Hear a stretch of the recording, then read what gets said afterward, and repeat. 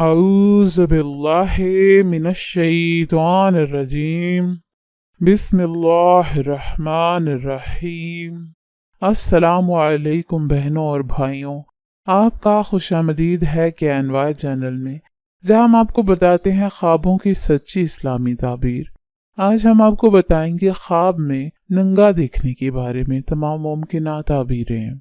किसी ने ख्वाब देखा कि गोया वो बाजार या आम लोगों के सामने नंगा हो गया है और उसकी शर्मगाह जाहिर हो गई है और कुछ कपड़ा भी मौजूद है और लोगों से शर्म महसूस कर रहा है, और ये मालूम नहीं हो रहा कि नंगा होना किसी नेकी की वजह से हो रहा है या किसी मासियत की बिना पर है। तो ये साहिब ख्वाब के हद तक सतर की दलील है, मगर कोई खतरे की बात नहीं है।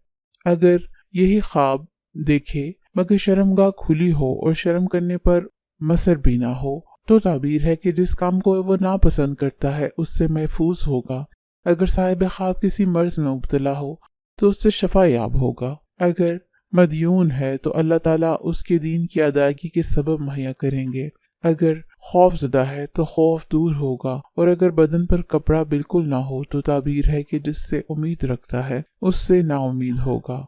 यही हुक्मरान के लिए माजूली की दलील है। ये तमाम ताबीरें उस सूरत में होंगी जब शर्मगाह जाहिर हो, और अगर शर्मगाह मस्तूर हो तो ताबीर होगी कि साहिब ख्वाब की हालत दुश्मनों की रेशदवानियों से महफूज होगी।